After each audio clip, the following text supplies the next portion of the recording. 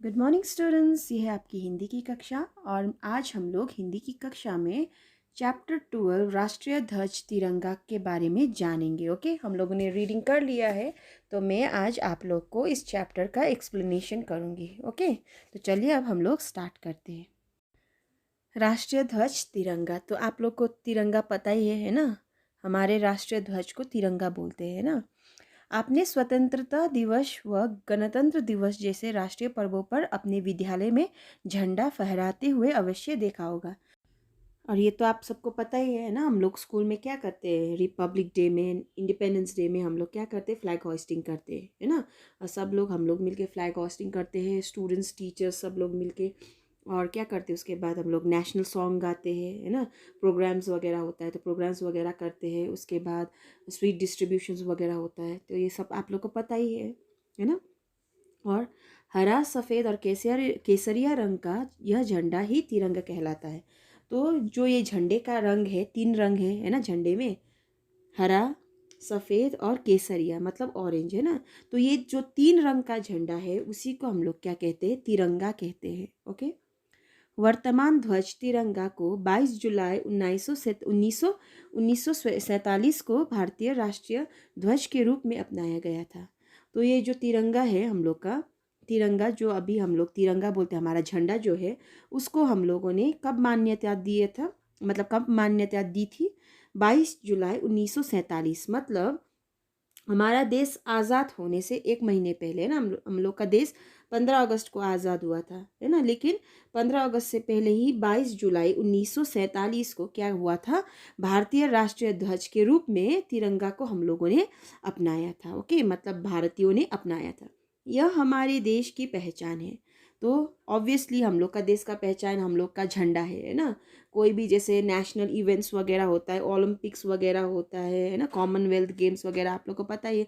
जैसे कि हम लोग अगर कोई भी मतलब गेम्स वगैरह हो, हम लोग कहीं बाहर खेलने जा रहे हो गेम्स वगैरह, है ना, तो हम लोग क्या करते हैं, हम लोग को मतलब टीम इंडिया से है, जैसे कि क्रिकेट का टीम है ना, ये आप लोग को पता ही है ना।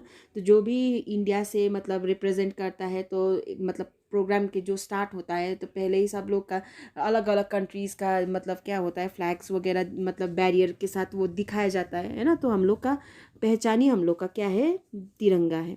ओके, हमारे राष्ट्रीय ध्वज में 3 रंगों की पट्टियाँ होती है। तो आप लोग को पता ही है, हम लोग का जो राष्ट्रीय तिरंगा है उसमें क्या होता है, 3 रंगों का पट्टी होती है, पट्टी जैसे बना हुआ रहता है। ओके, सबसे नीचे हरे रंग की पट्टी होती है। तो सबसे नीचे कौन सा रंग होता है, हरा रंग। ओके, सबसे ऊपर केसरिया रंग की पट्टी होती है, और सबसे ऊपर कौन सा रंग होता है, केसरिया रंग, और इंग्लिश में हम लोग उसको क्या बोलते हैं, ऑरेंज। ओके, इनके बीच में सफ़ेद रंग की पट्टी होती है, और क्या होता है, ये केसरिया रंग और हरा रंग जो नीचे होता है उसके बीच में एक सफ़ेद रंग का पट्टी होती है। ओके, जिस पर नीले रंग का एक चक्र बना होता है। तो ये जो पट्टी है उसमें क्या होता है, नीले रंग का क्या बना रहता है, चक्र बना हुआ रहता है। ओके, और क्या होता है, उस नीले चक्र में, नीले चक्र के अंदर आपने देखा होगा तीलिया बना हुआ रहता है। ठीक है, तीलिया बना हुआ रहता है। वो तीलिया कितना होता है, पूरा 24। ओके, मतलब 24। यह चक्र सम्राट अशोक की सारनाथ की लाट से लिया गया है, इसलिए इसे अशोक चक्र भी कहते हैं।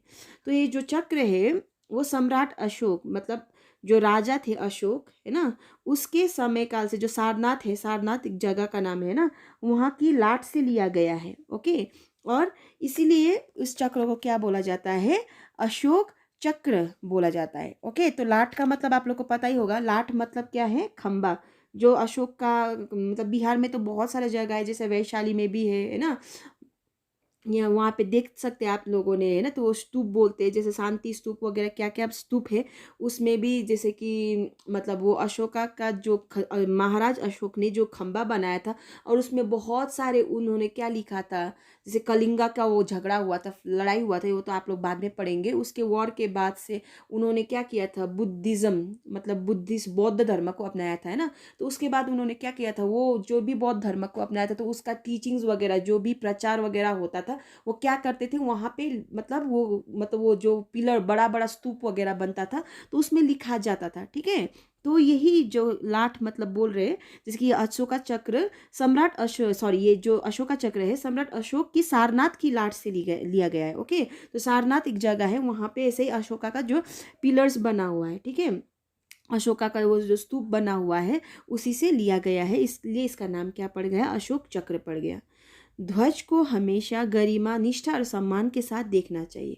तो हम लोग को हमारे राष्ट्रीय झंडा को क्या करना चाहिए, हमेशा गर्व से, है ना, निष्ठा से और सम्मान के साथ देखना चाहिए, क्योंकि ये हम लोग का क्या है, राष्ट्रीय तिरंगा है ना। और कोई भी अगर हमारे राष्ट्रीय तिरंगा को गंदा करेगा, मैला करेगा, तो हम लोग क्या नहीं कर पाते, सहन नहीं कर पाते। एक प्रकार का हम लोग को देश भावना जाग उठती है ना। तो हम लोग जैसे भी इंडिपेंडेंस डे में होता है, आप लोग देखते हैं इतना सारा छोटे छोटे, आप लोग सब छोटा छोटा फ्लैग्स वगैरह लेके आते हैं, और जैसे प्रोग्राम खत्म हो गया कोई कोई नीचे ज़मीन पे फेंक के चले जाते, तो ये सब नहीं करना चाहिए, है ना। ये सब चीज़ गलत है, क्योंकि सिर्फ एक दिन के लिए हम लोग को सिर्फ इंडिपेंडेंस डे, रिपब्लिक डे और गांधी जयंती के समय ही हम लोग को राष्ट्रीय ध्वज को सम्मान नहीं करना चाहिए। राष्ट्रीय ध्वज का सम्मान मतलब हम लोग को जिंदगी भर, है ना, हमेशा के लिए करना चाहिए, क्योंकि ये हम लोग का देश है, भारत, है ना। और हम लोग भारत के लोग हैं, और ये राष्ट्रीय तिरंगा हम लोग का पहचान है, इसलिए हमें हमारी पहचान को कभी भी मतलब खराब नहीं करना चाहिए, है कि नहीं। हमेशा हम लोग को राष्ट्रीय ध्वज को सम्मान करना चाहिए, सम्मान की नज़र से देखना चाहिए। जैसे भी आप लोग कभी कोई तिरंगा वगैरह गिरा हुआ पड़ा मिला, तो आप लोग को उठा के उसको रखना चाहिए, ना कि डस्टबिन में फेंकना चाहिए। ओके, तो ये सब चीज़ें हम लोग को जानना बहुत ज़्यादा ज़रूरी है। ओके, तो ये था पार्ट 12 का एक्सप्लेनेशन। आई होप आप लोग को समझ में आ गया होगा। So this much for today. Thank you and have a nice day.